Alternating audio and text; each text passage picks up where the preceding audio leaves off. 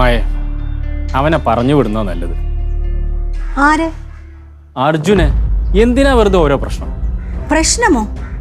എന്ത് പ്രശ്നം? ത്രിവേണി പ്രശ്നം, വേറെന്ത്? ഓ അതോ? എന്റെ കിഷോർ ത്രിവേണി ഓരോന്ന് പറഞ്ഞ് നമുക്ക് നമ്മുടെ മോനെ ഇവിടുന്ന് പറഞ്ഞിടാൻ പറ്റുമോ?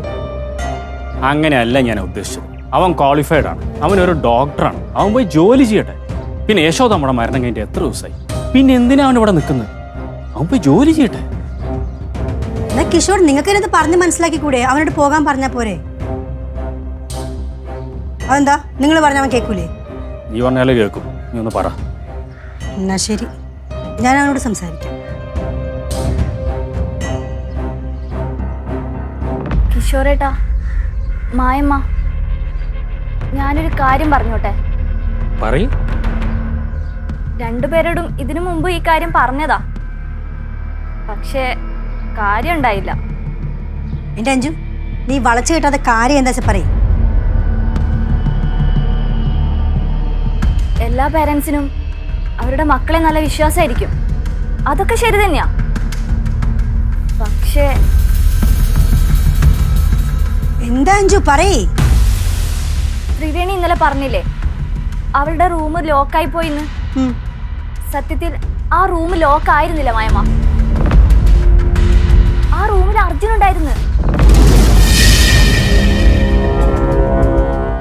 എനിക്കറിയില്ല. അഞ്ജു, അനാവശ്യം പറയരുത്. നീ കണ്ടോ അതിനകത്ത് അർജുനുള്ള കാര്യം? കണ്ടോന്ന്? എന്നെ വേണേ തല്ലിക്കോ, കഴുത്തിന് ഊത്തി പിടിച്ചോ, എന്നാലും സാരയില്ല മായമ്മ, ഇതൊക്കെ സത്യാണ്. കിഷോർ അറിയില്ലെന്ന് പറഞ്ഞില്ലേ?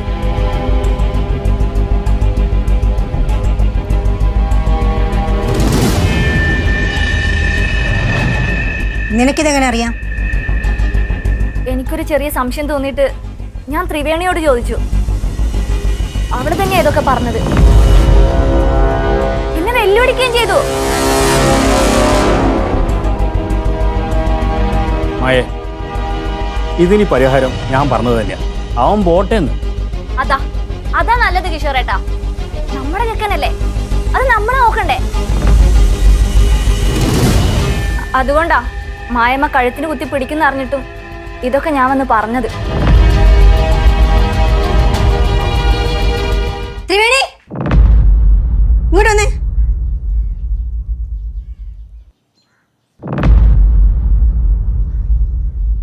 എന്താ മായമ്മ? അഞ്ജു പറഞ്ഞ സത്യമാണോ? അതിന് അഞ്ജു ചേച്ചി എന്താ പറഞ്ഞെന്ന് എനിക്കറിയില്ലല്ലോ, പിന്നെ സത്യമാണോ ഞാൻ എങ്ങനെ പറയാ? നീ ഒന്നും അറിയാത്ത പോലെ കാണിക്കില്ല ത്രിവേണി. നീ ഇന്നലെ കിച്ചണിൽ വെച്ച് പറഞ്ഞു തന്നെയാ ഇവരുടെ അടുത്ത് ഞാൻ പറഞ്ഞത്. കിച്ചണിൽ വെച്ചോ? കിച്ചണിൽ വെച്ച് ഞാൻ എന്താ പറഞ്ഞേ? നീ ഉരുണ്ട് കളിക്കല്ലേ? നീ ഇന്നലെ കിച്ചണിൽ വെച്ച് പറഞ്ഞില്ലേ നിന്റെ കൂടെ റൂമിൽ അർജുൻ ഉണ്ടായിരുന്നു? എന്റെ പൊന്നു മായമ്മ, ഇവർ തലയ്ക്ക് എന്തോ കുഴപ്പമുണ്ട്. ഇവർ ഇന്നലെ അടുക്കളയിൽ വെച്ച് ഇത് എന്നെ ചോദിച്ചോണ്ട് എന്റെ പുറകെ നടക്കായിരുന്നു. സഹിക്കാൻ വയ്യാണ്ട് ഞാൻ പറഞ്ഞു പോയതാ, അല്ലാണ്ട് മായമ്മ വിചാരിക്കുന്ന പോലെ ഒന്നുമില്ല. മായമ്മ ഇവിടെ വെറുതെ കള്ളം പറയുന്നതാ. നീ കള്ളം പറയുന്നോടി. മായമ്മ, ഇനിയൊരു പ്രശ്നത്തിന് നിൽക്കൂലെന്ന് എന്റെ ചേച്ചിക്ക് വാക്ക് കൊടുത്തതാ. ഇനി പ്രശ്നത്തിന് നിൽക്കാൻ എനിക്ക് വയ്യതാനും. എന്നെ വെറുതെ വിട്ടേക്ക് പ്ലീസ്. ഇവർ തലയ്ക്ക് എന്തോ കുഴപ്പമുണ്ട്. ഇവരെ ചങ്ങലക്കിടേണ്ട സമയം കഴിഞ്ഞു.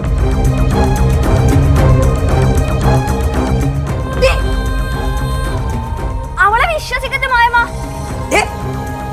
ഇനി മേല എന്റെ കൺമുമ്പിൽ നിന്നെ കണ്ടുപോകും. കേറിപ്പോടിയകത്ത്, കേറിപ്പോകാൻ ഓടിയകത്ത്. ഇനി മേല എന്റെ മോനെ കുറിച്ച് അനാവശ്യം പറഞ്ഞോണ്ടല്ലോ.